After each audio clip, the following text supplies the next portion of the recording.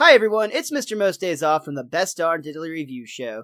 I want to say thank you so much for tuning into our podcast and also let you know of 3 additional ways you can help out the show.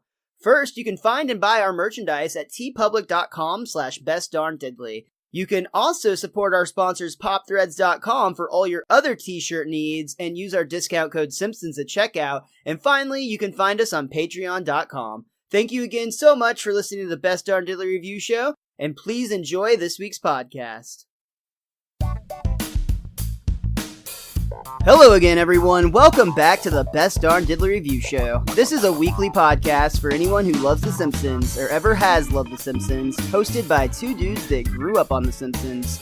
My name is Miles, better known as Mr. Most Days Off, and today we have a whopper of an episode to talk about. We've got King Size Homer, and we've got a great guest joining us. We're going to get to her in just a moment, but first, joining me as always, your co-host with the most, Richie the Whiz Kid. How you doing today, Rich? I kind of feel like I need a snack, Miles. I'm looking at that that cup of Play-Doh over there in the corner, and I just don't know, man. Non-toxic. Oh, okay. Woo. I'm doing great, man. I hope you're doing well today. But like you said, we got a guest, so we'll make it quick. Let me go ahead and throw it back to you. The man, the myth, the any key. It is Miles. Oh, I'm having a hard time finding myself. Joining us today, a great guest, someone that is, I met at a place that is very near and dear to my heart, from Dallas Comedy House and all other sorts of places where you can see her perform her improv comedy. It's Lisa Michalsky joining us today. How are you today, Lisa? Hey, I'm doing good. Welcome to the Best Darn Diddly Review Show. We're so excited to have you, both because you're named after one of our favorite characters, and you're just a fan of the show and a really fun person that I enjoy talking to. So thank you so much for joining us today. Thanks for having me. I do get that comparison a lot to Lisa Simpson. So I can't imagine that I was the first. Yeah, absolutely. So I've talked a lot about, or a little bit on the show, I should say, about how important improv has become to me, and Dallas Comedy House is where I've had the opportunity to do that. It all started for me back a year ago when we had a Simpsons writer, Carolyn Omine, on the show, and just after speaking with her and her talking about improv, I was inspired to start taking classes and performing myself. I want to know more about your improv background before we move any further in today. Okay. I never had a theater background, and I kind of got dragged along to the classes by my friend Davina because she. I love Davina. Yeah, that's awesome. Yeah, she had a Groupon, and I didn't. But we've settled that since, and I ended up. It took me a while to really get into it and really enjoy it just because of social anxiety, but then I ended up really enjoying it, and I've been doing it for about 3 years now.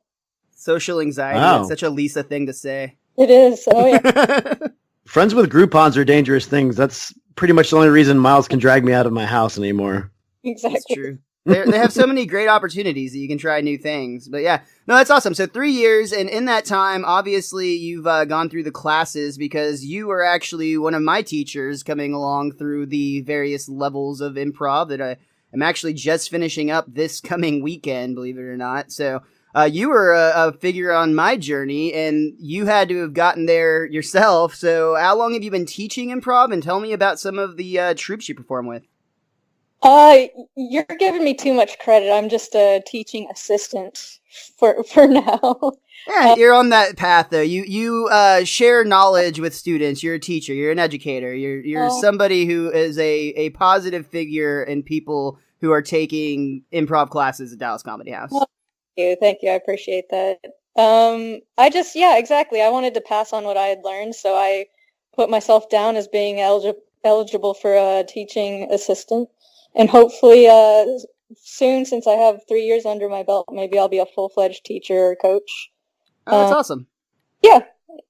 I get as much joy out of passing along what I've learned as I do actually performing. Well, you're a really great teacher, but you're also a very funny performer. And I know that you're involved in at least 2 groups, Midnight Passion and 3 Best Friends. Probably more than that I'm not aware of. But talk a little bit about the troops you perform in and what type of improv you enjoy performing. Oh, wow. Okay, yeah. I'm in Midnight Passion and Three Best Friends, and those are my two core groups, I guess you could say, the ones that I regularly perform with. Midnight Passion I've been with for over 2 years, maybe close to 3 now. And then Three Best Friends is kind of a new development, but it's people that I've worked with in the past. Oh, cool. It's kind of like if I could put together a dream team of performers I've previously performed with, this is it.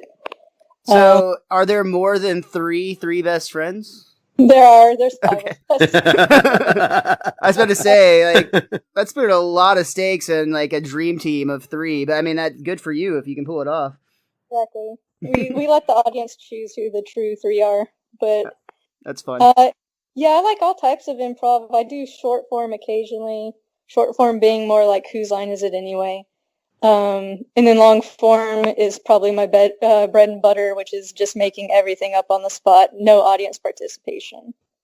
That's the fundamentals of what they teach, at least at Dallas Comedy House, I know, is the long form. But I think a lot of the same rules apply to both short and long form. And I think everybody at some point in their life, even if you have no interest in improv or think you have no interest in improv, you probably watched some Whose Line Is It Anyway? Or at least if you're anywhere close to our age, you did, for sure. Exactly. And there's elements of improv in scripted shows for sure. Like well, we can talk about this later. In this particular episode, they have things like callbacks and stuff like that that have improv roots, but work well in a scripted comedy. Sure. Like I mentioned earlier, Carolyn Omine, Simpsons writer that we were fortunate enough to have come talk with us for the episode Cape Fear, she spoke so fondly about the importance of improv in her life, and that being a path to getting where she got in the Simpsons writers' room, to the point where I was instantly inspired. And that's like the next week I was at Dallas Comedy House signing up for classes. Awesome. Yeah. It's one of those things that like you don't realize it's happening until you go through the classes and you're like, oh man, this is so rich and full of improvised material.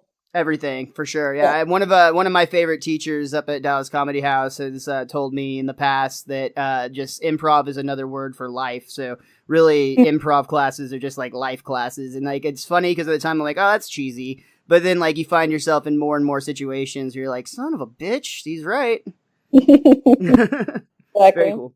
One other thing I want you to talk about, just because I think it's really, really neat. You do something that's pretty special. You put on, I believe it's a weekly show is it at the School for the Blind, where you put on a BAT, which is a format of improv that doesn't actually have. Well, I'll let you explain it. You take over. Right, yeah, like roughly once a quarter, we go to Dallas Lighthouse for the Blind, which is like a center for vision impaired people. And we put on a show where we just use our voices. You know, we turn off all the lights so that everyone's kind of on an even playing field, because we do have people who can see also attend the shows. It's just it's, as far as entertainment go, it's definitely an underserved population. So we got recruited to do that through our friend Camille, who's in Midnight Passion with us. Cool. That's a really interesting idea. I love that. That's cool that you're entertaining people that normally don't have things geared towards them. Right. It's kind of like an old school radio show, basically. Right. That's really interesting. Really fun. Like a live radio show that everyone can enjoy. Yeah, exactly. Very cool. Very cool.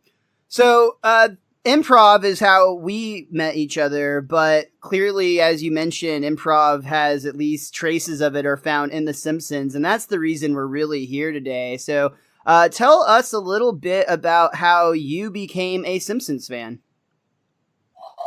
Quite honestly, it was just the opportunity to watch TV when I was younger, because our TV time was limited, and it became a show that my family liked watching together, especially since we would watch the nightly news, and then that can be somber and really negative, but then it rolled into this funny cartoon show.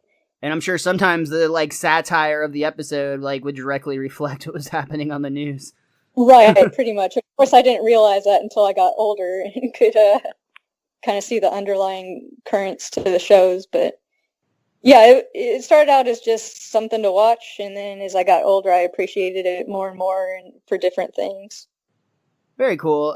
So you're one of the people that you just said you watched it with your family. We find that there's usually a divide on this show of it's either like that's the environment where it was a supportive, like connected thing, or there's a lot of kids that it was in like the camp of like you could either watch The Simpsons because your parents just thought it was like a cartoon, or like obviously it is a cartoon. That was a dumb statement, but like just like a kid's cartoon or like a normal everyday cartoon. It wasn't necessarily the adult humor. And then there was also the people that it was like directly forbidden. So it's kind of one of those three camps, like the completely ignorant, the it's evil, or like your situation of it's kind of something that families can even bond over, which is really special.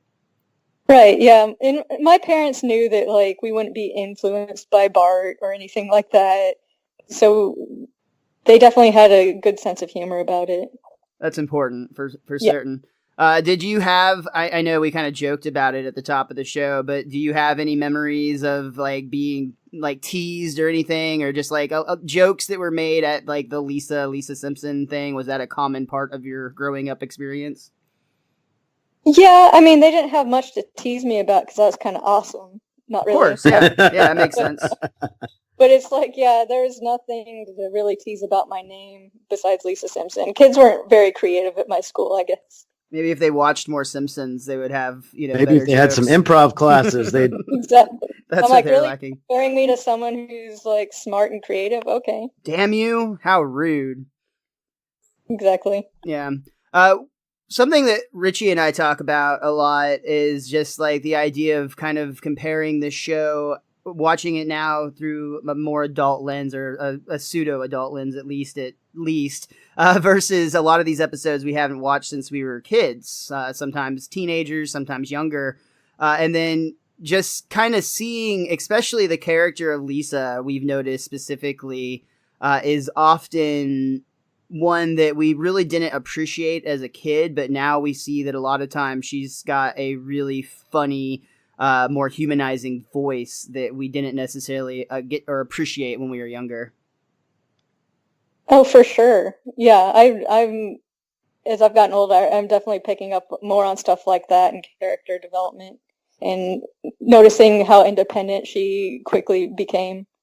Oh, yeah. And definitely just the voice of reason, definitely one of the voice of intelligence in most cases. I mean, even in this episode where she's trying to talk her dad against eating, I mean, she's just making some really solid points about the dangers of this that every other character, at least Bart and Homer, seem to be completely oblivious or willfully ignorant of. Right. Yeah, she's the perfect straight man. It's Lisa is the common sense voice for sure, where like you feel like it's just a reflection of the fans watching the show. Like she is our voice basically for what's going on around The Simpsons. Well, the writers even have said directly that they write with Lisa as like their voice essentially. So it makes exactly sense. Yeah. Well, and now I'm going to give you some stock reactions. Uh-huh. Wow, that's interesting. I have a question. So, like, Marge also kind of does the same thing, but she just lets Homer get away with it when he's being nonsensical. Like, what? So I'm just... Go ahead. I was to say, like, what do you mean? Well, she's also a voice of reason, but yet somehow they managed to like make them two distinct characters. Like it's they serve a similar purpose, but they were able to like. I don't know. Usually you have like just one straight character, but they were able to like divide it up without like too much overlap, which I liked. Yeah, I think to some extent that Marge is more of like a direct balance to Homer, and Lisa is more of like general reasoning. Like, not to say that Marge doesn't have her moments where she has like the big like duh moment essentially at the end, where it's like, what's wrong with you people? This is what the answer is. Especially anytime they have a town hall meeting, Marge is always the one that actually has reasonable ideas. And, like, it's a running gag that the townspeople, like, boo her and are, like, telling her to shut up, even though she's like, hey, why don't we, like, pave the roads in Springfield instead of spinning it on a monorail? Boo! Exactly. Well, I definitely in the past, Marge has been that character, but I've been noticing with this new season that they're really starting to bring her into the comedy more, which I thoroughly enjoy. And she doesn't get as big of a role as Homer in that, but they give her these really sharp, funny, brief, small moments. And I know I just repeated a word in two different words, but I love her little outbursts of comedy that she's starting to get. I love that you said that Marge isn't as big as Homer when we're talking about king size Homer. But and that is the episode we're talking about today, King Size Homer, which originally aired on November 5th, 1995. And again, right back to Lisa, I got to ask, was there something special about this episode that specifically you were drawn to picking this one to come and talk with us about it? Yeah, it was probably, and I did think about this. It struck a chord with me because it disturbed me as much as it made me laugh. Okay. Like that people might actually do this in real life. Maybe not to get out of work or things like that, but yeah, my friend is nodding her head. Yes, they do. Oh yeah, no, I'll be honest though, like, if we go back to speaking of, like, teenage me versus now me, like, at the time that this episode aired, like, or not too long after, like, when I would have been watching reruns as, like, a young teenager, I was very, very obese. Like, I was super big at one point, and, like, I saw this episode, and, like, I would be lying if I didn't think to, like, say to myself inside my head, or at least that, like, little evil voice inside wasn't all like, yeah, man, you're not that far away. Like, this is easy street. I would have had, let's say this, I would have had to gain less weight than Homer did during this episode to qualify to these standards at that time. Oh, wow, okay. See, I have a flip view of that. Like, as a kid, I was like, wow, 239 pounds? That's Homer? That's so big. And now as an adult, I'm like, I'm like one slice of pizza away from hitting that mark. And I was like, man, he doesn't look big until he's at 300 pounds, and he looks that fat when he's at 239. Like, holy crap. Mm-hmm. Yeah, we're going to talk more about that character model for certain once we get a little farther along. Fat Homer, or obese Homer, I guess we might say, is definitely a sight to see. But I did want to point out that, Lisa, you've got great taste, because this is actually the highest rated episode of Season 7. It's a 9.0 out of 10 on IMDb, and no other episode quite cracked a 9 on this season. Oh, wow, okay. Yeah, and it has a lot of great gags in it, too. Oh, yeah. Yeah, definitely it does. Starting and ending with one that could be arguably culturally insensitive, because the chalk gag on this episode says that Indian burns are not our cultural heritage, and then we're going to get to something else to do with that once we get to the climatic moments of this episode. And I recognized that. Do they do that for every episode? And it just never clicked for me. Where they kind of tie the two together? Yeah, like they reference back to the chalkboard in an indirect way. Not in every episode. Sometimes the chalkboard gags are used to make various statements about other things going on outside of the Simpsons universe. Sometimes they are referencing other episodes. There are cases, though, where they definitely do. As recently as the opener for this season, Who Shot Mr. Burns Part 2, the chalkboard gag was, don't be mad, or I'm sorry, it said, I won't be mad when I find out the answer, or whatever it is. So they basically were kind of covering their ass a little bit when they revealed it was Maggie. They wouldn't be like, hey, we told you not to be mad, go back to the chalkboard gag. And if you haven't listened to those episodes yet, we apologize. Oh yeah, spoiler alert for a 30-year-old show, or 25-year-old show, excuse me. It's still not accurate, it's fine. We get the couch gag, which is the Simpsons family coming into the living room, but they are wind-up dolls, which is just really silly but fun animation. Just nothing really special, but just a fun little couch gag. Nothing really special. Maggie's does like backflips. All the other family members work properly except for Homer's, which falls over. That is really funny, actually. I'll give you that's a little cherry on top that Homer's is like a messed up robot thing. That's fun. Simpsons and robots. They don't get along. This episode opens up where Homer is hiding out in a bathroom, doing everything he possibly can to get out of 5 minutes of calisthenics. But it's done with one of those like action movie scenes where Smithers is looking through each stall in the bathroom, looking under to see if he sees Homer hiding, and he just immediately knows which one it is. That one. I love that little bit. Yeah, I like how they just jump right into it. Yeah. It's very fast-paced action. It gets right to the meat of what's going on, really, in this episode. And with 23 minutes and 3 acts, they don't have a lot of time to dilly-dally, so it's fun when they just start off like this. And immediately... It wouldn't have been funny if they did it another way. Like, they literally cut to the boiling point in that. If they would have showed the build-up to that, that wouldn't have been interesting at all, I don't think. I agree. It definitely heated things up so that when they revealed that it was for 5 minutes of calisthenics, you're like, it's hilarious. Exactly. Yeah, boom. We see that Burns has started a new workout regimen for his employees. He's got everybody outside doing workouts, and Homer is attempting to do push-ups, and he's very, very proud to have done 2. One up and down. Yeah, actually, Homer, that's just 1. See, each push-up includes both an up part and a down part. I like the joke he made at Lenny's expense that wasn't funny at all, where Lenny's like, everything's getting a stretch, all my muscles are getting stretched, even my big fat mouth. And Homer's like, yeah, especially your big fat, oh wait. By the way, Homer has good push-up form, surprisingly. Yeah? Yeah. Interesting. You would not think that Homer would, actually. Yeah, his stomach would hit first, but I'm not here to comment on reality. We're talking about cartoons today, damn it. So Homer is bitter at the fact that someone named Charlie isn't having to do these push-ups, but Lenny explains that he went home with disability. See, if you get injured on the job, they send him home with pay. It's like a lottery that awards stupidity. Stupidity, eh? And this is where Homer decides that instead of working, he's just going to work to find a way to hurt himself.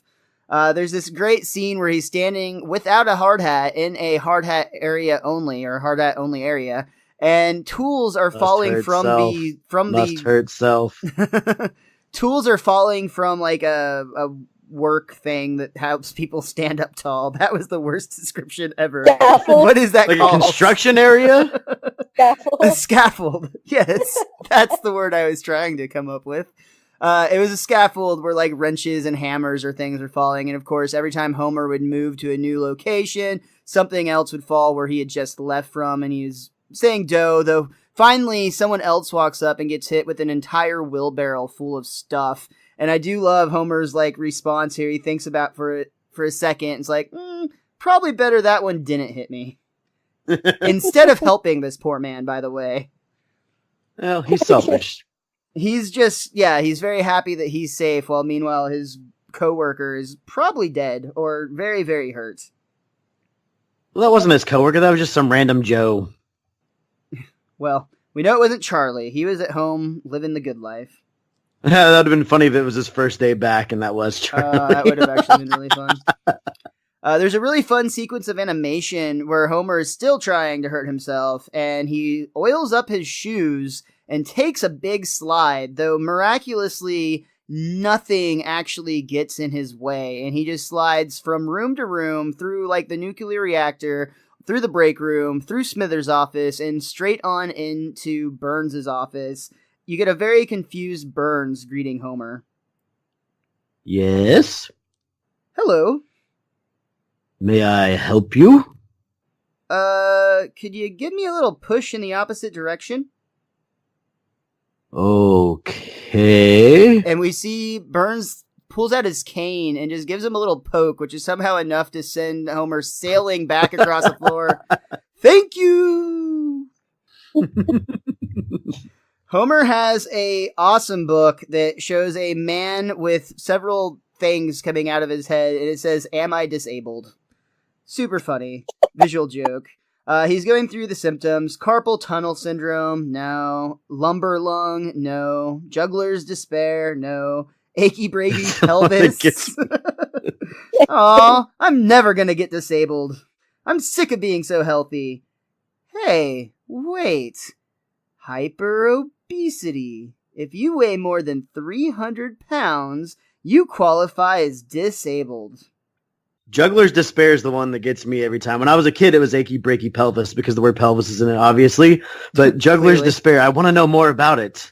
I could see there'd be many injuries that could come from juggling, especially depending on what it is you're juggling. But like the despair part, though, like you feel worse as you keep juggling faster. Like I feel like there's a whole show we could do on that. Miles, learn how to juggle. Fair. I can juggle, actually, believe it or not. I just It's already begun. Stick to like standard juggling things, not like chainsaws or torches or anything. Which I guess are actually standard juggling things. So I guess I stick to the not standard juggling things, the safer ones. The ones that don't end on me catching on fire. Just let the despair seep in. So Homer immediately has a fantasy here where he actually sees a mountaintop with 300 pounds sitting at the top, and we can see him sitting at his comfortable 239. He sees a pig in a tuxedo who actually is encouraging him that he can do it. They pointed out that they actually were envisioning Cary Grant whenever they wrote this pig character, and this whole sequence is actually a parody of a magazine cover from National Lampoon. So when they did this sequence, they had Hank Azaria do a Cary Grant impression to do the voice, and that's how they came up with the "You can do it, old boy." Yes, I can. I love Homer actually starts eating this like guidance pig, and he's like encouraging it through it still. Yes, that's the spirits. I like to think Obama was watching this episode when he came up with the slogan for his campaign. I want to think The Simpsons inspired him. Yes, I can. Yes. That's exact. Simpsons did it. You're welcome, Obama. Yep, exactly. And we miss you. Oh, it's only funny because it's true. So back at home, Bart is instantly here to help. He's wanting to do everything he can to help Homer gain that 61 pounds so they'll let them work from home. Homer's just excited because he doesn't want to do the exercise program anymore. No more traffic, no more blood drives or charity walks. To be fair, I get out of a lot of that being diabetic, which is kind of like an eating issue. So no blood drives for me, suckers. I guess that's a positive outlook on life. Wait, you're not going to pay me for my blood either? That's some glass half full shit right there, dude. Well done. I know, that's a turn for me. I like it. So right here is where we already mentioned it earlier, but Lisa Simpson is immediately opposed to her father's plan. I mean, like, she's seriously upset that he's abusing a program that's intended to help the unfortunate, plus putting himself at risk. She gets into an argument with Homer, and I love that he's like, I'm an obese man trapped inside a fat man's body.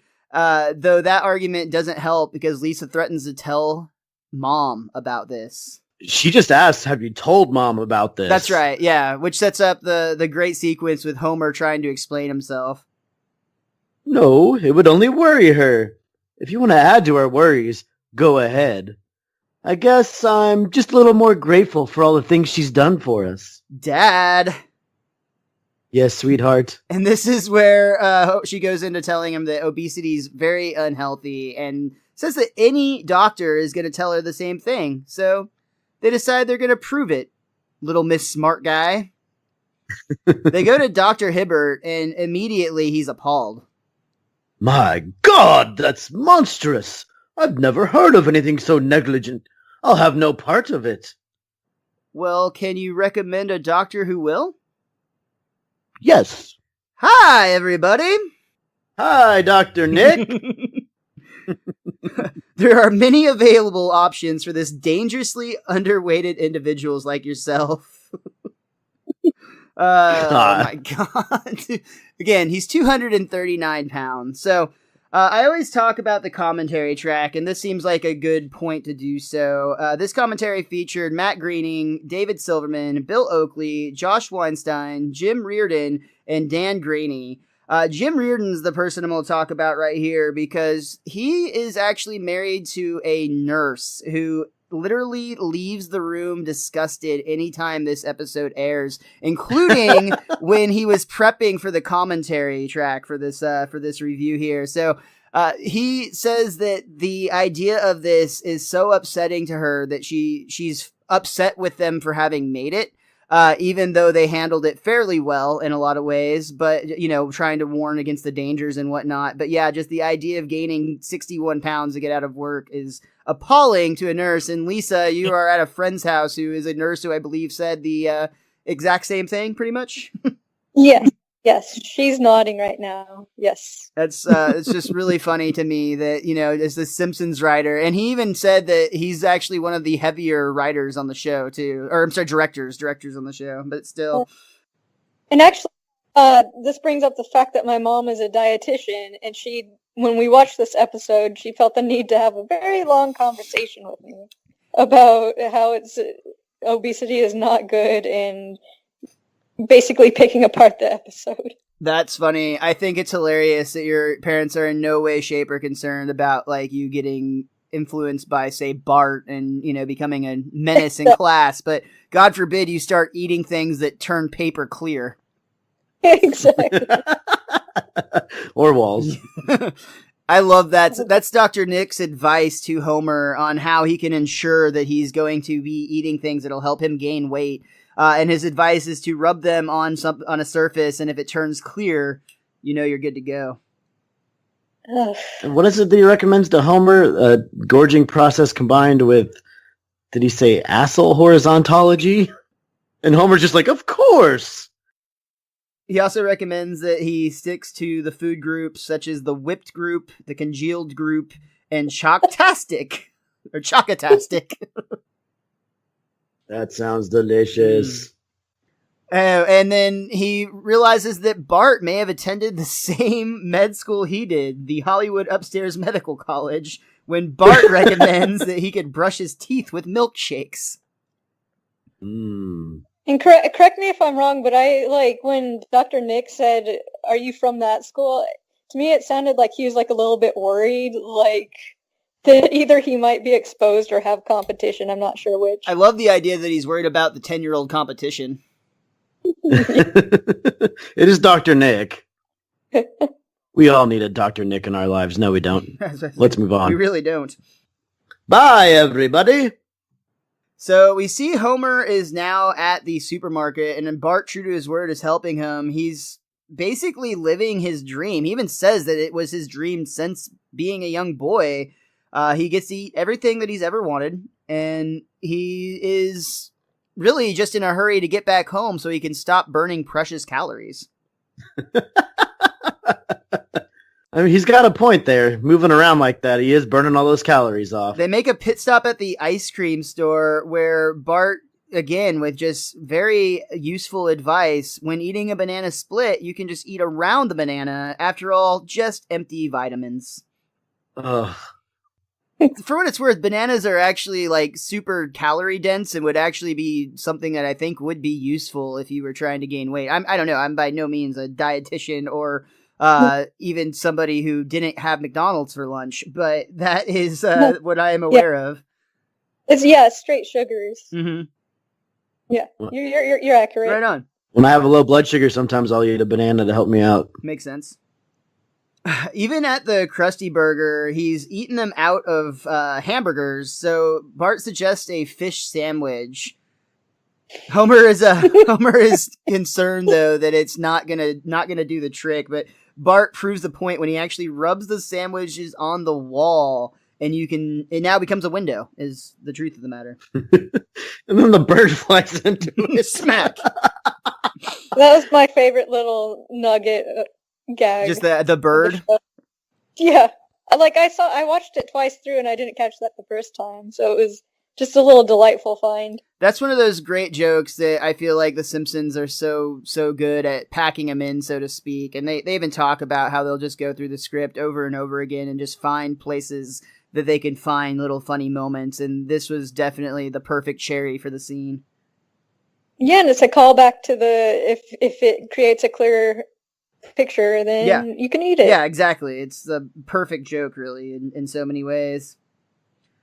And that poor bird. Well, and poor Homer, because despite all of his efforts, he somehow managed to lose weight. He's down to 225 pounds, eating anything he wants.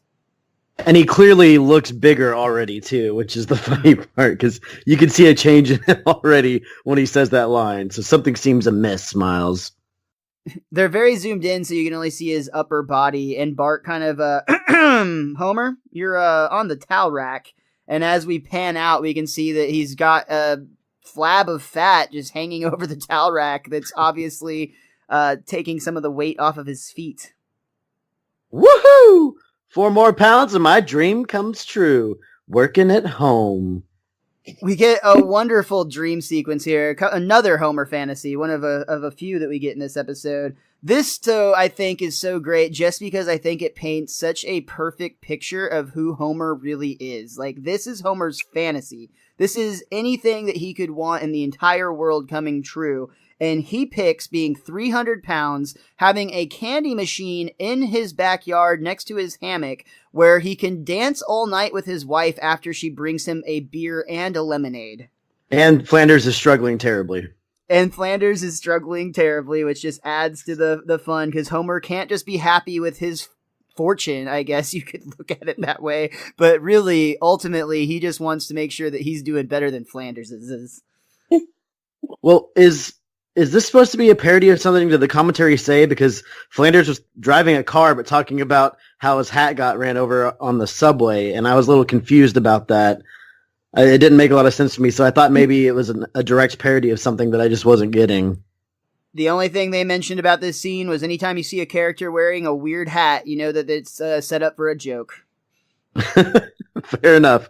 I do like how they'll actually do a quick little line back to this dream later, and I'm sure you caught it, Miles, but Homer will ask, can you get me a beer and lemonade? Yeah.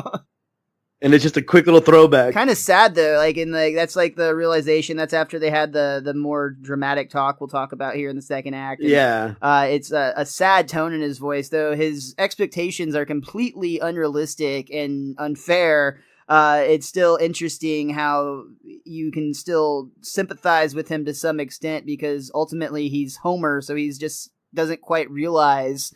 I think that, or at least at that point in the episode, he doesn't realize the pain he's putting his family through, truly. It's just like a reflection of our podcast sometimes. Well, and back to Lisa's point, too, another callback that this episode is filled with. Exactly.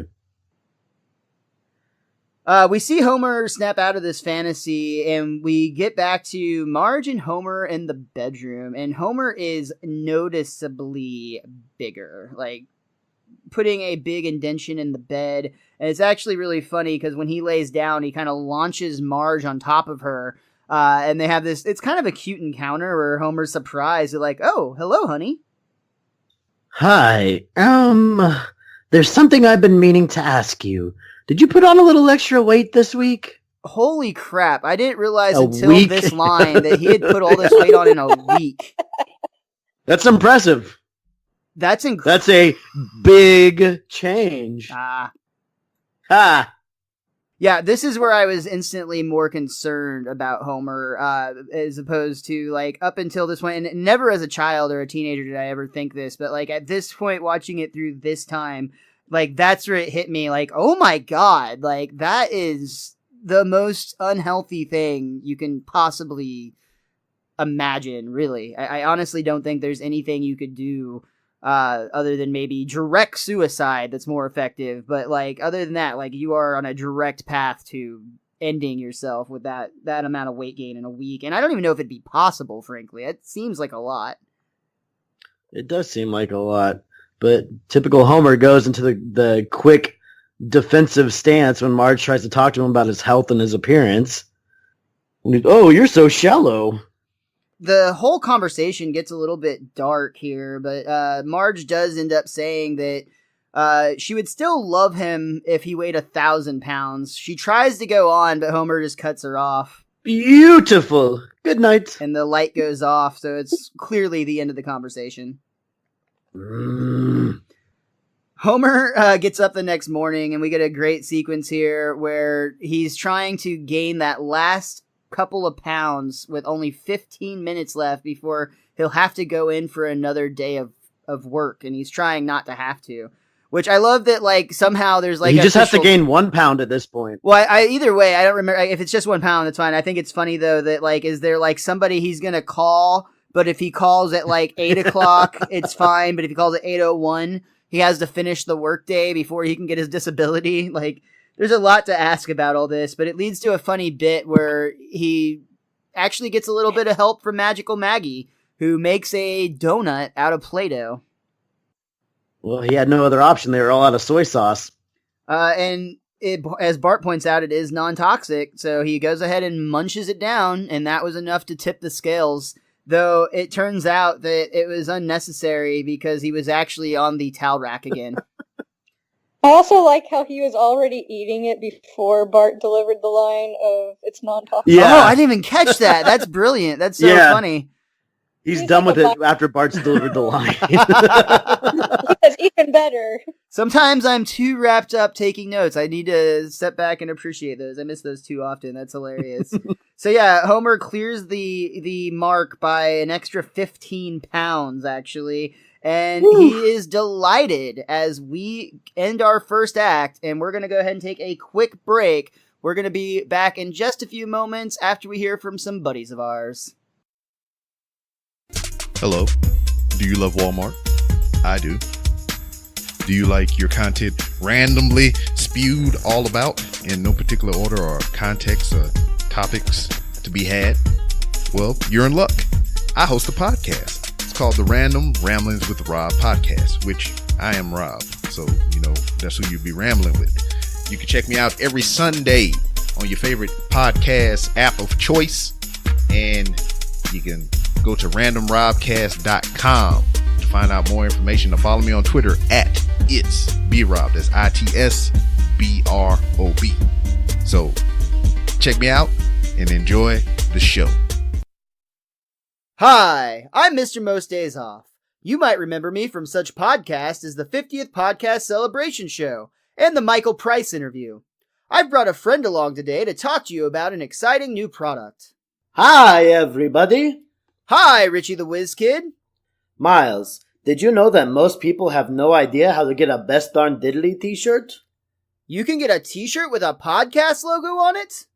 Well, if you go to tpublic.com/bestdarndiddly, you'll find not only shirts, but also Best Darn Diddly hoodies, posters, mugs, and even phone and laptop cases. It's like they'll put their name on anything. Help support the Best Darn Diddly Review Show by purchasing any of the crap we put our name on at tpublic.com/bestdarndiddly. Bye, everybody. We come back from our break and find that they are actually having a gathering at the Simpsons' home to declare a new remote work terminal, and Burns is actually there himself. I'm pleased to dedicate this remote work terminal. It will allow our safety inspector here to perform his duties from home. And so Excelsior to you, Mr. What's the name of this gastropod? Simpson, sir. One of your chair moisteners from Sector 7G. Yes, Simpson. So have to say, chair moistener, wow.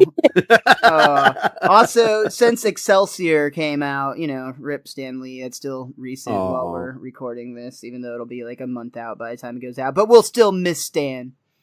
Excelsior indeed. But yeah, chair moistener, seriously. Chair moistener indeed. Those are the lines that they get paid the big bucks for. What were you going to say, Lisa?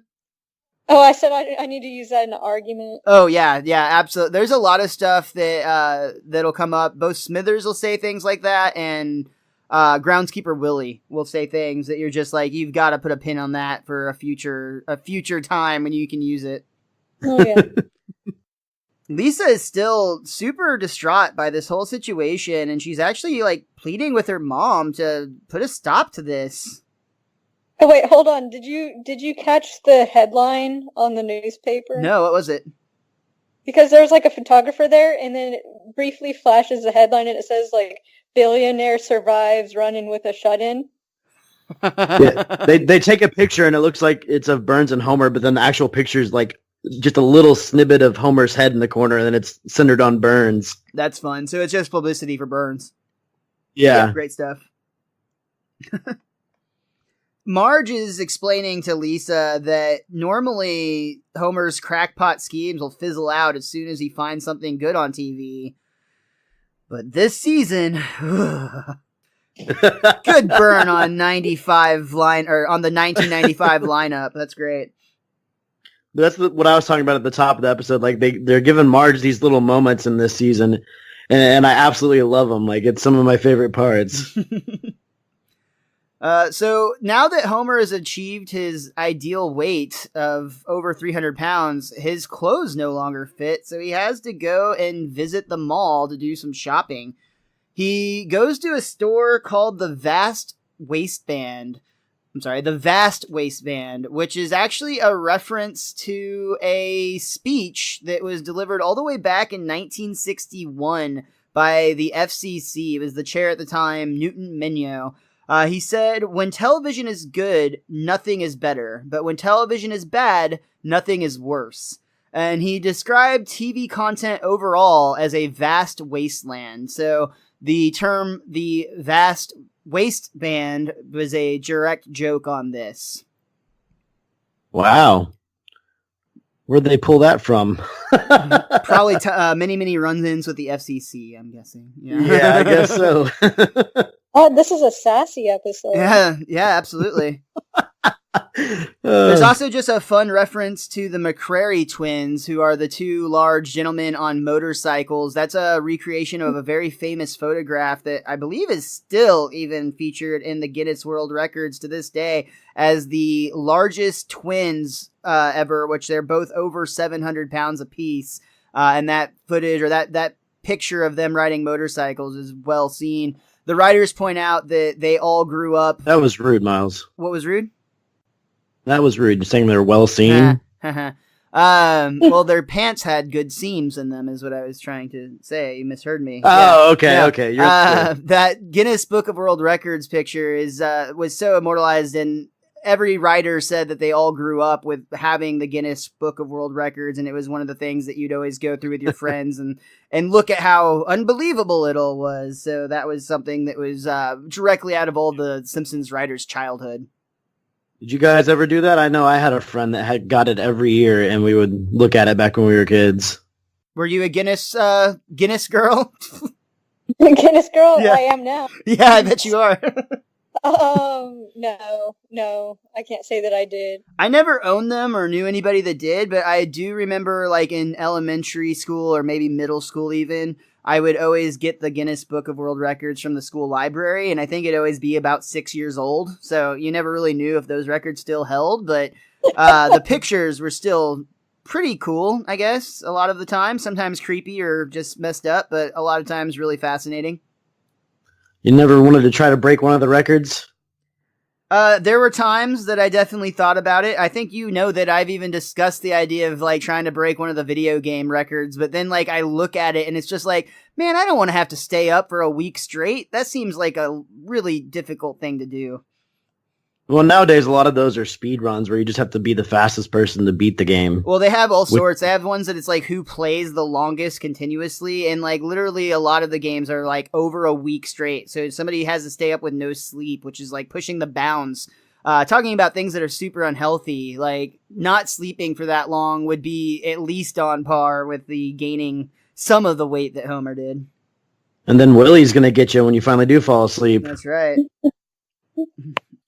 Slice to meet ya, he'd say. That's so bad. I'm going to get out of my chair and myself. walk away for a few minutes. Just stay there and use your pokey stick to do whatever you needed to do. Thank you. So Homer has a big decision to make here, because you have limited options for clothes for ample gentlemen. I mean, there's ponchos, muumuus, capes, jumpsuits, unisheets, Muslim body rolls, academic and judicial robes.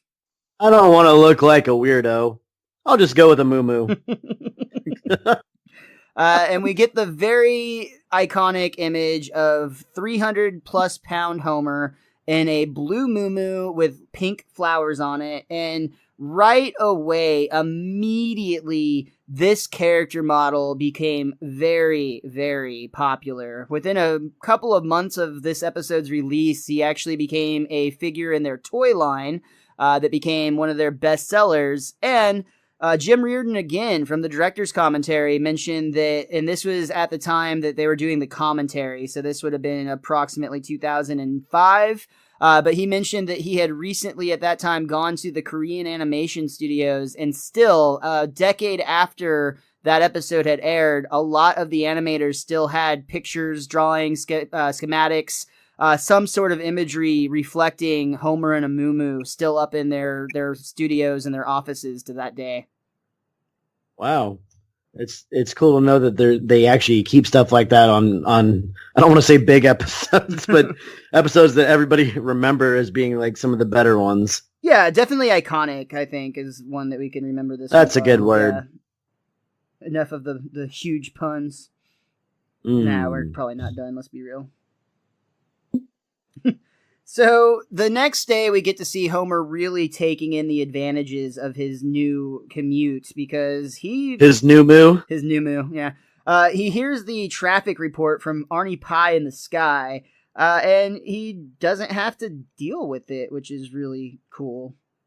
Well, a lab of a bunch of escaped infected monkeys, yeah, I wouldn't want to have to deal with that either.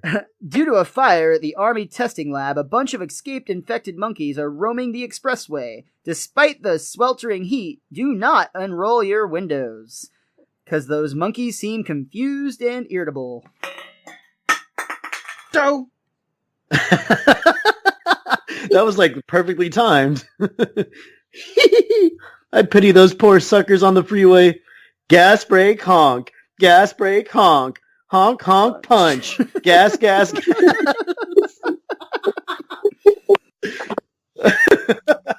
That was a moment that I know I would repeat a lot and just always cracked me up. And sometimes even to this day when I'm in traffic, like trying to keep myself from getting truly irate, I'll do that to like, calm myself down and make myself laugh. It's a great idea. I need to start doing that myself. Honk, honk, punch. And it's the first time he's ever been early for work. Except for all those daylight savings days. Lousy farmers. That's great. He does log into his new home-based computer terminal to start his work day, and his screen instructs him to press the any key. Where's the any key? I see Esk, Qatari, and Pig Up. There doesn't seem to be any key. Ooh, all this computer hacking is making me thirsty. Think I'll order a tab. And he actually presses the tab key, thinking that somehow this is going to bring him a soda, I guess. No time for that now. The computer's starting. Check core temperature. Yes/no. Yes. He gets the readout, basically, that comes back that everything's normal, and all he has to do is keep typing yes. So when asked, does he want to vent the radioactive gas, of course he types no. Warning, venting prevents explosion. Hee hee. Ooh, this is hard. Where's my tab? One, he just ordered it, so calm down, Homer. Two, that's just not how that works. I do have an issue with this scene, although it's incredibly funny.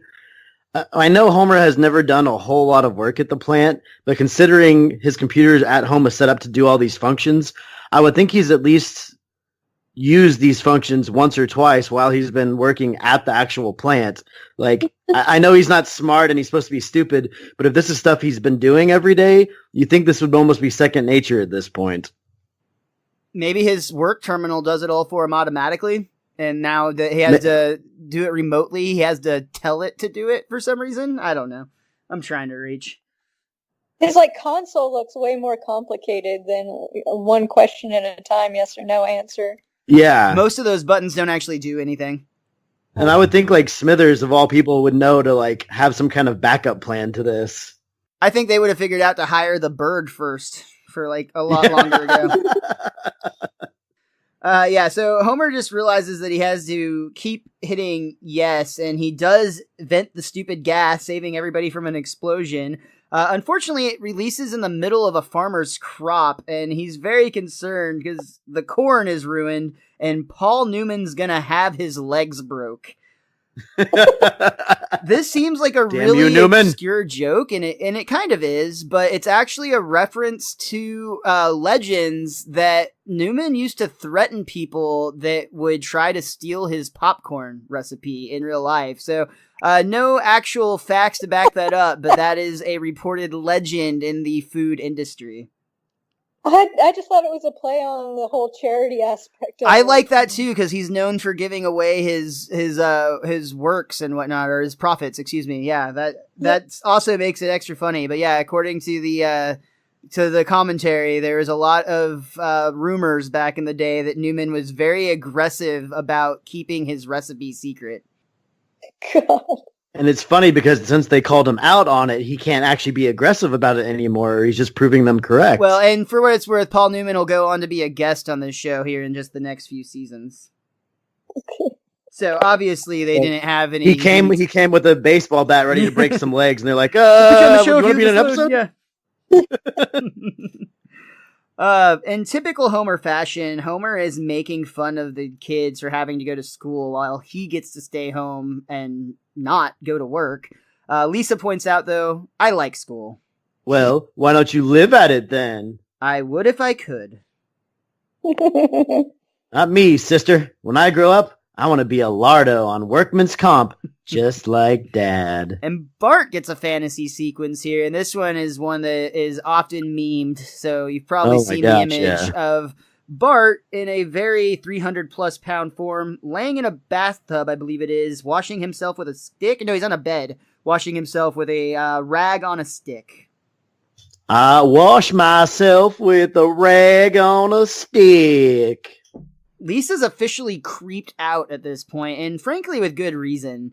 Her family has gone mad. I mean, Bart is mortalizing, or Bart is mortalizing? No, I don't know. He's looking up to. He's trying to be like his father, who is just killing himself by putting on all this weight, and nobody is doing anything about it, and Lisa is at wit's end. She's about to blow because she sees the madness and no one else seems to. Marge admits that she'd like to help, but she's just not sure how. Remember when I giggled at a Sherlock Holmes hat? He sulked for a week and then closed his detective agency.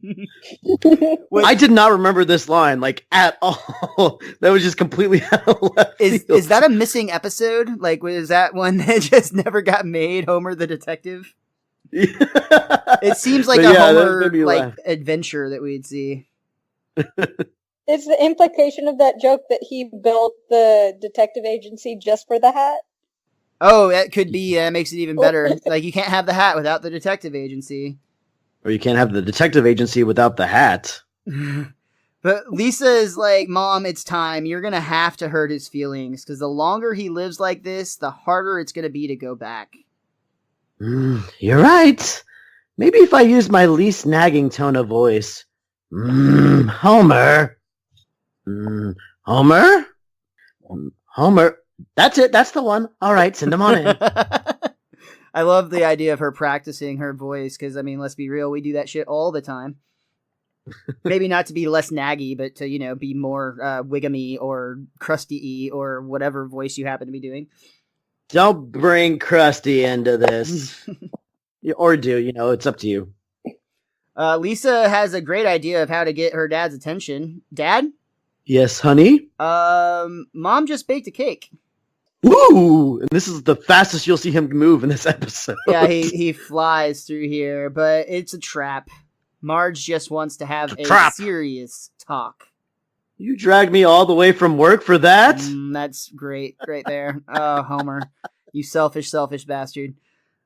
I just love how even in this state, it's all about him, because that's a very reasonable. I mean, we all have had to go to like meetings or something from work, where it's just like, are you kidding me? Like, this couldn't have been a phone call or an email. Like, come on.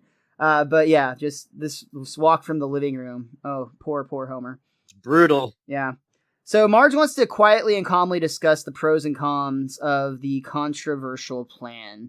Con, you're endangering your health. Pro, I'm drought and famine resistant. Con, you're setting a bad example for the children. Pro, I don't have to go to work. Con, you're running the air conditioner non-stop. It's freezing in here. Pro, I love you. Con, I'm finding myself less attracted to you physically. Marge, this is everything I've ever dreamed of right here, and nobody's gonna take it away from me. You never had faith in me before, but let me tell you, the slim, lazy Homer you knew is dead. Now I'm a big, fat dynamo. And where's that cake? There's no cake. Oh. Honestly, I love this moment. It's probably the saddest part in the whole episode, but I think it does such a good job of grounding it and getting back to that trifecta that we always talk about with the art, smart, and heart. And this brings the heart in a way that I don't think I appreciated when I was younger, but seeing it now, I mean, like, having him watch his wife tell him that she's less attracted to him, I mean, that's like a big emotional thing to process. Especially after she said she would love you even if you're 1,000 pounds. Well, and I don't think that Marge ever, like, has waning love for Homer. It's just she's No. being honest and letting him know that despite the fact that she would love him, even if he was 1,000 pounds, if she's honest with herself, it's hard for her to get hot and bothered for him in his bigger state because she knows it's unhealthy. I think anybody in Marge's shoes would say the exact same thing, and you wouldn't be able to go against that, I don't think, at all. I mean, it's just human nature, right? But it still feels very painful when and I think the animators do a great job here, bringing that emotion to Homer's face and Marge's as well. But the way Homer transitions from, he goes through like everything here. He's kind of disappointed at first, then he's a little bit angry or sad, I should say first. Then he actually gets a little bit angry, and then we're going to see him, go through the rest of the cycle as we go. Right now, I think he's just a little bit frustrated more than anything. Because of the cake. And Marge has every right to be as usual, like Marge always does. Marge has every right to be upset here, but Homer just doesn't handle the confrontation well. Well, he never does at first. So we see them trying to get back to normal, and it's the next day. Homer is sitting at his work desk, and he's just typing YES over and over again. Vent radioactive gas, sound alertness horn, decalcify calcium ducts. That's when he realizes, when he's being dramatic, saying, "Give me a Y." Oh, hey. All I have to do is type Y. Hey, Miss doesn't find me attractive sexually anymore. I just tripled my productivity. Good for you. So this right here to me is just, again, Homer it's like cringeworthy how self-absorbed Homer is in that moment. Like, he's mad at Marge for her honesty, but at the same time, I know a lot of real life interactions that I've had personally, and I think other people have it as well, where it takes a little bit before you can accept the truth and move forward and heal as like your, relationship, whatever that might be. Yeah, and this is the Homer's just trying to find something to hang his hat on at this moment, and it's him just hitting Y to make something go faster. So to him, that's the victory. So he's gonna cling to that right now. So many letters to choose from. I'll pick Y. Y. Y. Why? Something to note here, the commentary talked about the fact that the purposely never had the Simpsons have a home computer up until this point, because they all believe that watching somebody sit at a computer and work at a computer is really, really boring, which is a large part of the reason that they had so much happening where Homer kept getting distracted, both as a plot device to move the show forward and just so that it wasn't just Homer sitting at the computer the whole time, but he was constantly getting up and doing additional activities. I do like here that when confronting Marge or talking to Marge, she mentions that she has errands to do because that's what she does during the day. And this is where you see Homer do the thing we talked about, or Richie mentioned earlier, where he's like, "Could you pick me up a lemonade and a beer?" And you just hear the door slam. See, and like that, from the outside could just look as a throwaway line, but like there's so much importance just on that line because it's about him living his dream right there. And the fact that they're at odds and she's not going to let that dream happen, and really like it's that his dream needs to change, which it will every week pretty much. Yeah, he does have like a new lifelong dream pretty much every week. So again, we see a long sequence of Homer at home, essentially. He's even getting into starting to watch like daytime television. He's got a stick that he can just hit the Y key on so that he can work from the couch at this point. And he actually has Bart showing off his dad to his friends and the bullies and whatnot. And I love Milhouse because you can kind of see he's like, what does your dad do again? He's a nuclear safety technician. What's he doing with that broom? What isn't he doing? I heard that guy's ass says its own congressman. Lisa's trying to defend her father, but, she can only do so much. Just because he's overweight doesn't mean he's bad. He's a sweet man, and he has real feelings. Hey, what are you kids looking at?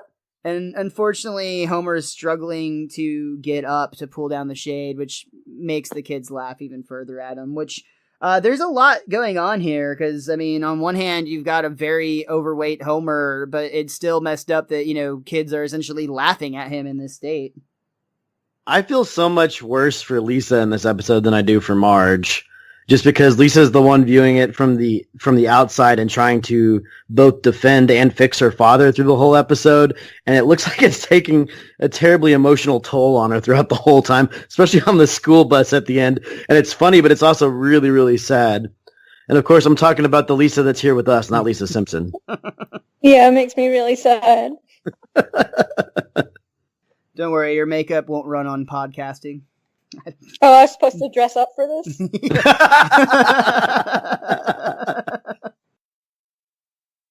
Homer is excited because he's realized that now that all he has to do is hit the Y key, he has a little backup plan that's going to allow him to go out and go to the movies while he's supposed to be working.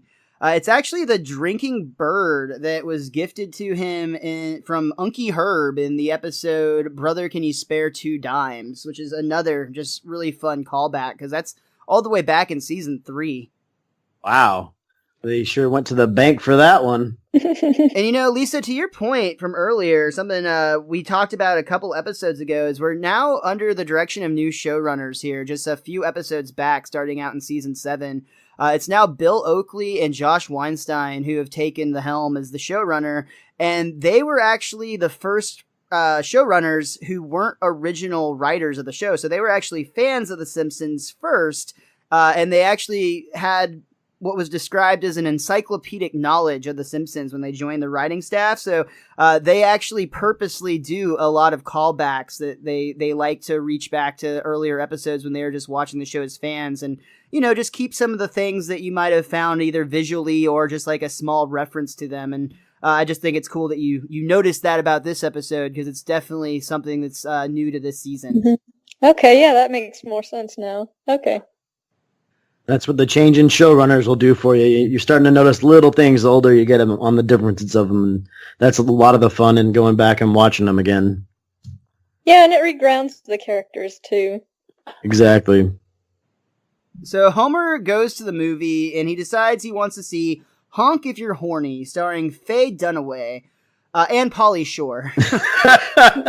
Which, for what it's worth, I fucking love the Weasel, so let's not talk shit. But they were talking a little shit, or poking a little fun, you might say. The reason they chose Faye Dunaway here is Faye Dunaway had actually accepted a guest spot on The Simpsons and then decided to turn it down and didn't really have much of an explanation. So they thought they'd have a little fun at her expense by putting her in this movie that would clearly be under her usual level of film that she'd be a part of.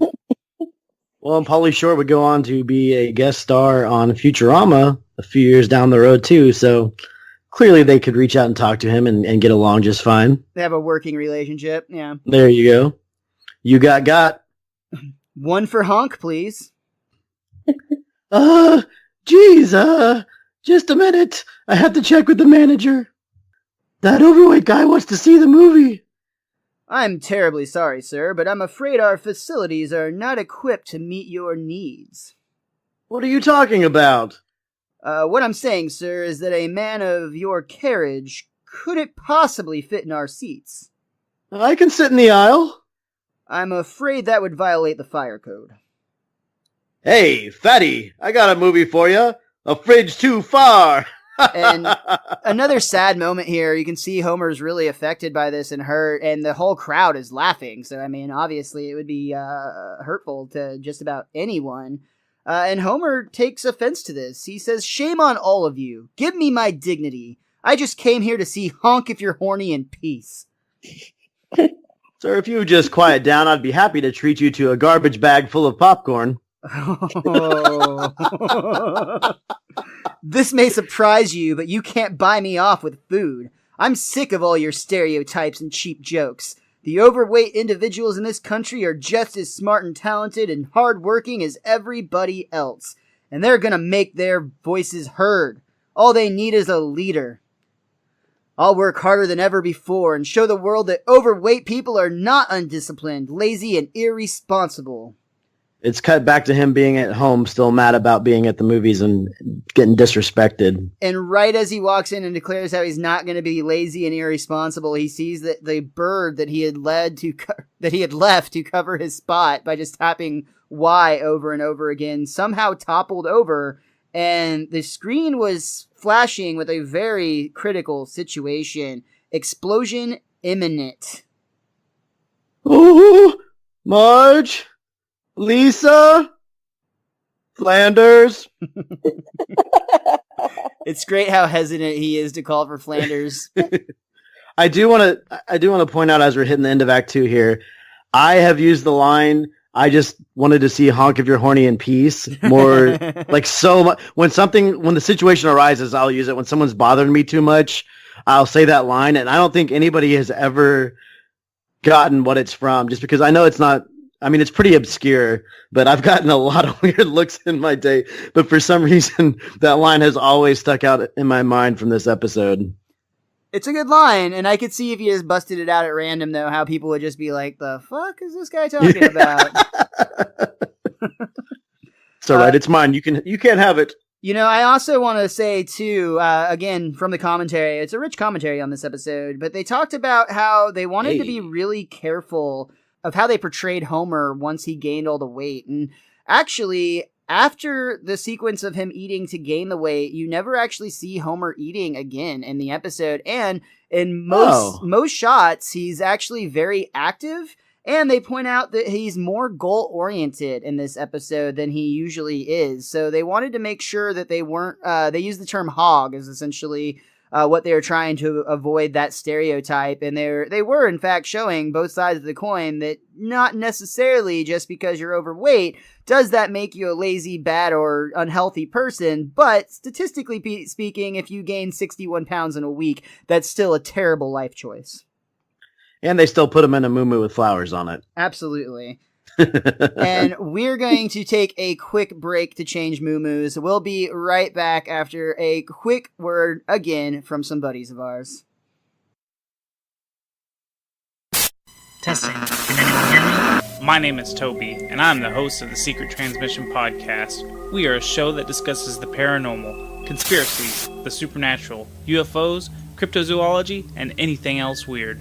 Our show is transmitted to iTunes, Stitcher, Google Play, and YouTube. You can also follow us on Twitter for updates at Secret Transpod. So get ready to put on your tinfoil hats and come learn with us as we try to explain the unexplainable.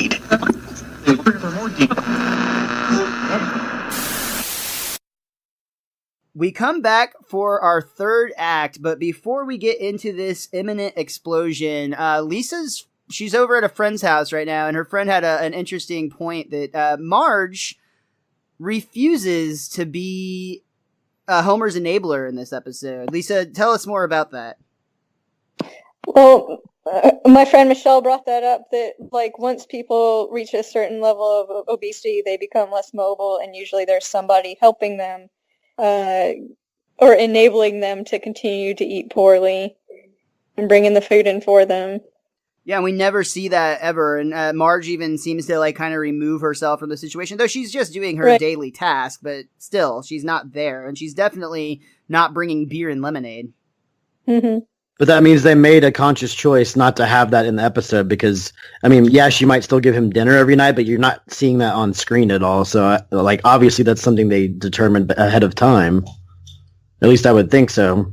Right. Yeah, awesome point. Thanks, Michelle. Thanks, Lisa. I wonder if they went into the episode considering that, or if they like edited certain parts of it out.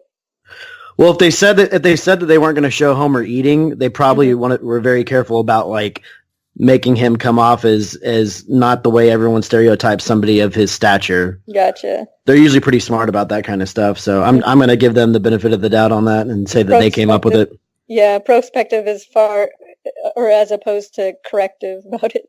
Right. I think it was definitely consciously on their mind once they got to that point in the episode. Though I will say again, they from the commentary, they talked a lot about how this episode changed greatly. Kind of a interesting story on this script, actually. The writer of this script was Dan Graney, who we have not talked about before because this was his first ever script, and it was actually a spec script. Bill Oakley was friends of Dan's and had asked him to write a story, and he actually even gave Dan the idea that Homer puts on a lot of weight. So that was given to him. Dan Graney writes the spec script and brings it back, and they like the idea, but they give it to George Meyer, who we've talked about quite a bit on this episode, or on this podcast, excuse me. And Dan Graney says that basically the script isn't really his. He just gets the credit because Bill Oakley gave him the idea, and then George Meyer made it funny. So really, he didn't do much at all. That's his own words. I'm Homer sure is fat. I'm sure that is not the case because Bill Oakley and Josh Weinstein were so fond of this script and the work that he had done, and they ended up hiring him. And Dan Graney says that this actually really saved him because he was a lawyer in New York at the time, and he was literally about to take a job in Ukraine, and he just really wasn't excited about it. And this was like a last minute out that he got the opportunity to take, and it ended up working out, and he did not have to go live in Ukraine. That's crazy. I love hearing stuff like that, and like just how life could be so different. Thank you, Simpsons. Quick moment of saying yes and. Improv joke. Yay. So, Homer seems very confused by the explosion imminent screen, but he does finally come to the conclusion that the plant is likely going to explode if he doesn't do something about it. We cut to the plant where we see this machine that we had seen briefly earlier, just kind of set up there so we'd know what it was when we get back to it later. But it's the thing that was venting the gas into the crops earlier. And as Carl puts it, that thing's going cuckoo. Who cares? It's Homer's problem. Which earlier that thing was on a farm, and now this one's like in the middle of the plant. So they have to be two different vents. Yeah, there was a separate vent in the farm. It like flashed to a different scene. So yeah, that was fine. Homer is freaking the fuck out though. I mean, he does not know what to do. He's trying to vent the gas, but it says the pressure's too high and it has to be done manually. He starts to blame the bird, which is always fun. I never should have put you in charge, and he starts strangling it, Bart style. But then he takes ownership. He does come to the conclusion that it is all his fault. And the bird nods. Quickly, too. Like, it quickly nods a whole bunch of times. That's good. Homer tries to dial on the phone to let everyone know what's going on, and we get this great sequence when he hears from the operator. The fingers you have used to dial are too fat. To obtain a special dialing wand, please mash the keypad with your palm now. Ah! That one killed me. Oh yeah, the smash your palm on the keypad now is wonderful. Actually, though, my favorite joke in the whole episode, and Richie makes fun of me a lot, Lisa, because I will often say that phrase a lot. I usually have like 6 favorite jokes, but I was trying to be good on this one. I don't think I've heard you say it really. I haven't. I've been biting my tongue because this is the one. This is it. I'm committed. Homer realizes he has to go and shut down it manually, and he runs out and he has a sign. So he's going to hitchhike to work because he can't drive. He has a sign that says, "Give me a ride or everybody dies." And when somehow miraculously somebody actually pulls over, like a madman, he rushes to the window. "Hey, buddy, you gotta slow your car down and let me in because I'm a big fat guy and I can't go anywhere because there could be something poison gas in me." There really is going to be poison gas and everybody's going to be dead, especially me. Just Homer ranting as a madman absolutely had me in stitches like all 4 times I watched this. But it's funny because the way Dan delivers the line, there's only certain words that you can really hear clearly from an outside standpoint, like poison gas and everyone's going to be dead, but like everything else is so quick together. Rambled, yeah. Yeah. Well, and also remember, Homer's a 300-pound man wearing a blue muumuu with pink flowers all over it. Just, I don't know what enhancement that has on this situation, but I feel like it changes things somehow. And he's got a sign saying, "Give me a ride or everybody dies." Right. Yeah, there's a lot happening. So instead, though, when this guy pulls off, Homer basically steals an ice cream truck. He doesn't really mean to, but that's definitely what happened because the vendor is just like, "I'm sorry, man, take anything you want. Take it all." Well, because he's doing the same thing. "Hey, buddy, you gotta let me in your car." And then he thinks he just wants the ice cream, I'm assuming. Like, "Oh my God," and just runs off. We get a quick sequence on the school bus with Ralph, which is really fun because it could be a reference, another callback. As Lisa pointed out earlier, there's a bunch of them in this episode. But Ralph Wiggum on the school bus talking to Lisa says, "I heard your dad went into a restaurant and ate everything in the restaurant and they had to close the restaurant." "Hey, my dad may have gained a little weight, but he's not some kind of food-crazed maniac." And this is where we see him running past or driving past the bus with the ice cream truck that he's essentially stolen at this point.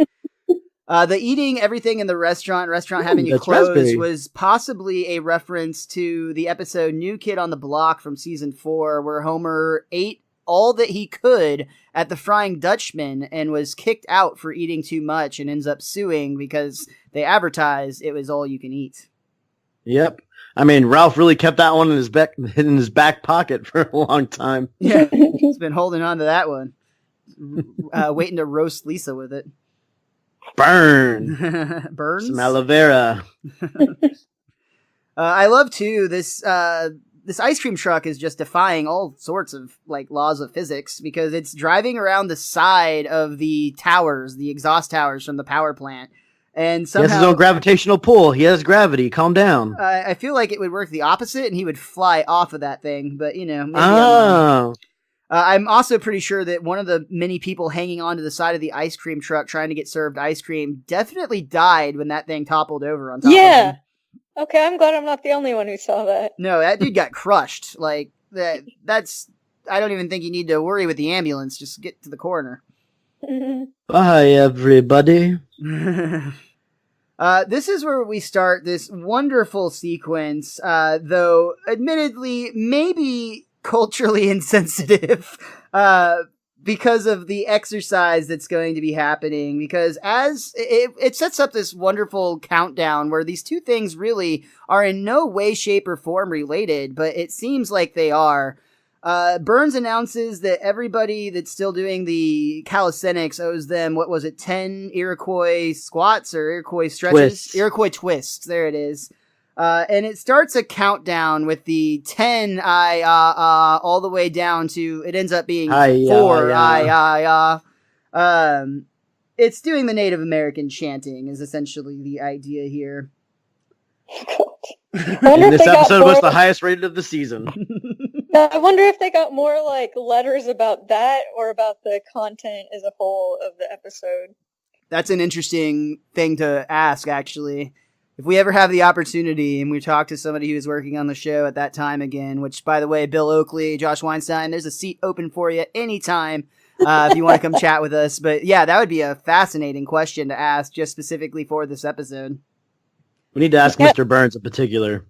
But this is working as like a countdown sequence, which really raises the stakes of the situation, or at least it seems like it is. Again, these activities are in no way associated with one another, so there's no saying that the countdown is going to line up with the tank exploding. I don't know why everybody assumes that, but it works so well. It may be implied, but it's never stated. Right.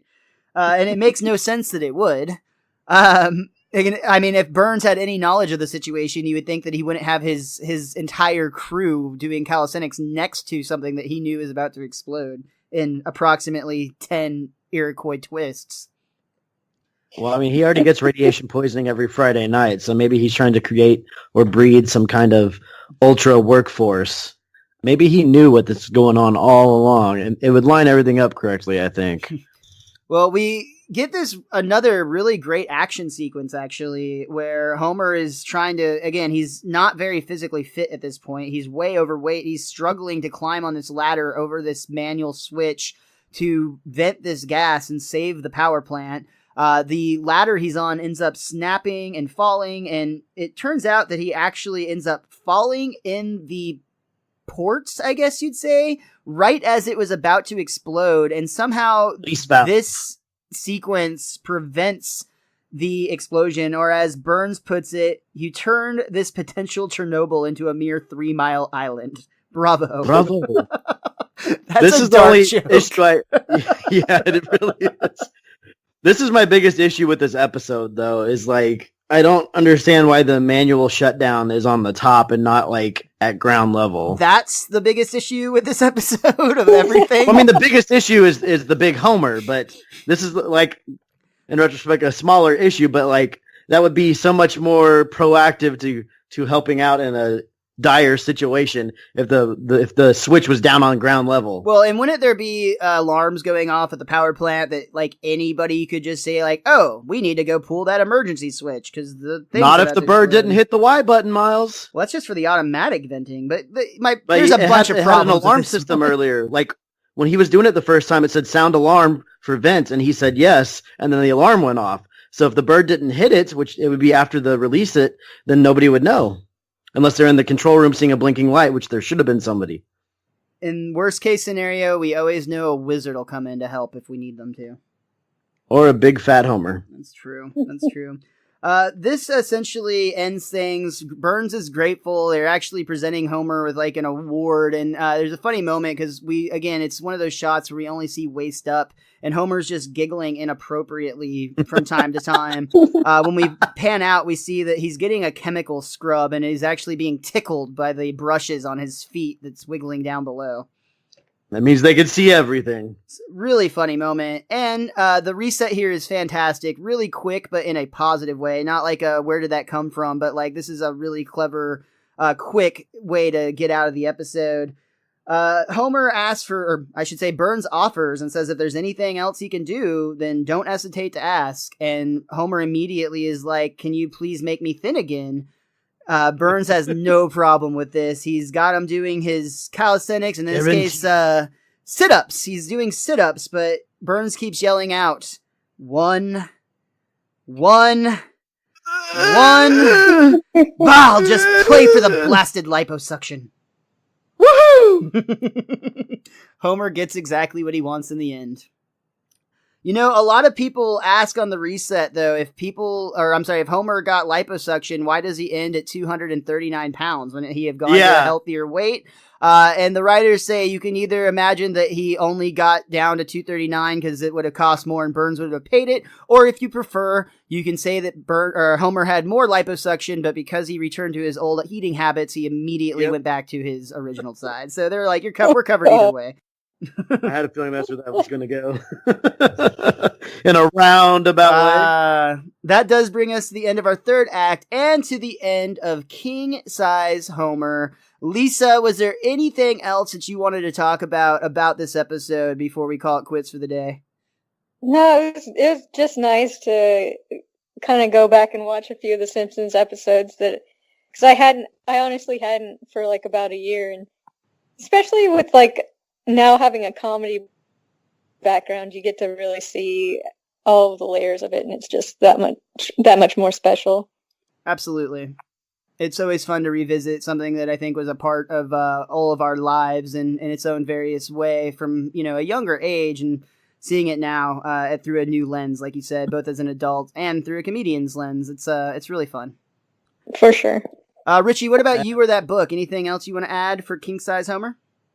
My book, The Simpsons, A Complete Guide to Our Favorite Family, did point out that you can see a prehistoric itchy and scratchy skeleton near the underground gas venting pipe.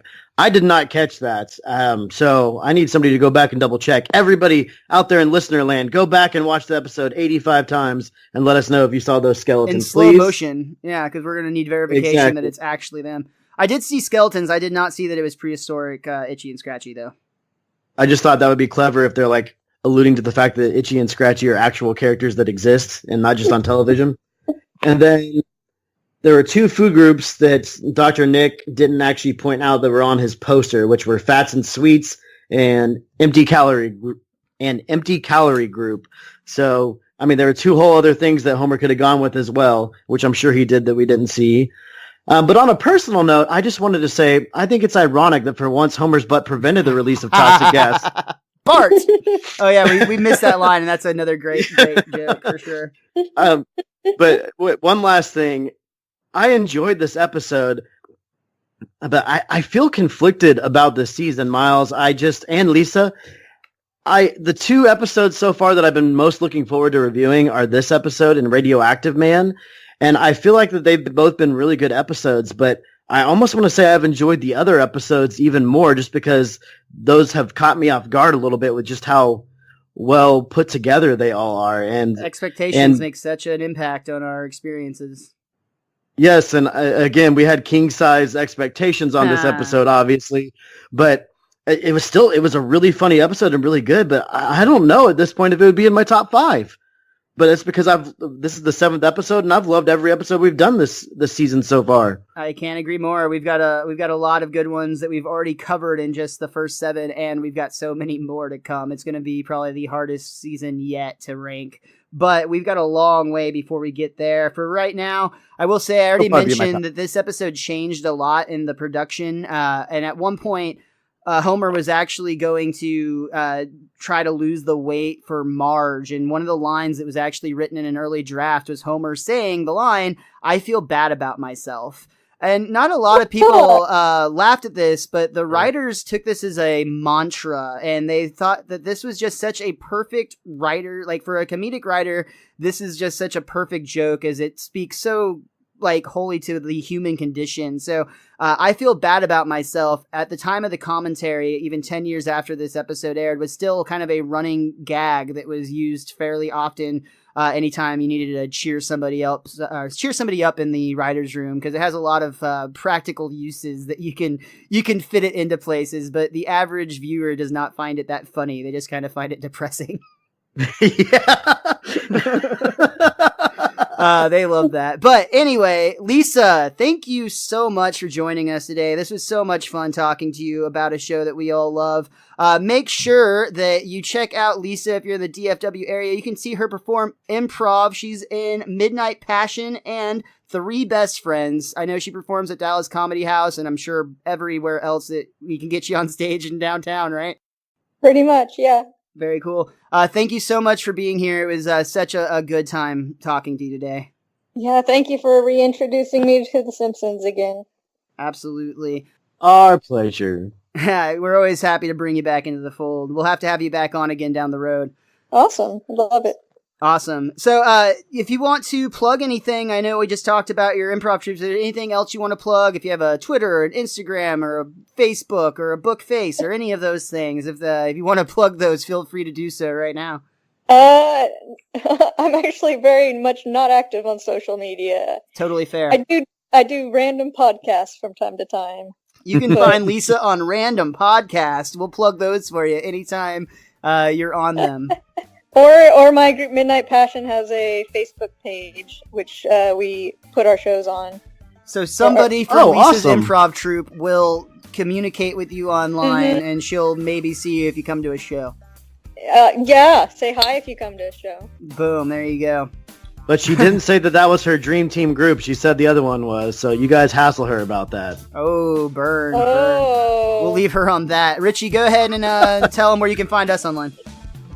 Please give us a follow on Twitter at bestdarndiddly. That's DIDDLY. That works all over social media on Instagram, Facebook, YouTube. Also follow Miles at Mr. Most Days Off. Follow myself at TheWiz_Kid23. And don't forget to listen each and every week.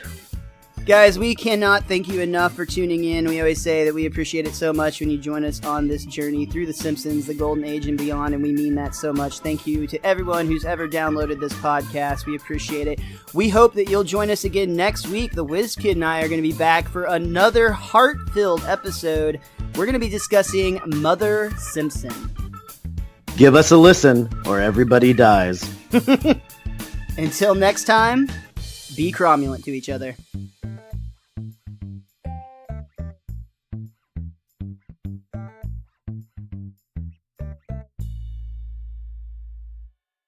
Hey everybody, we are the Derailers, Goobs, Ripken, and Jenny Bean, and you can join us once every week for a brand new derailment. It includes sidetracking, randomness, we just can't stay on topic. You can follow us on Instagram and Twitter at the Derailers. And please subscribe to us on iTunes, Stitcher, and also on YouTube. Derailers!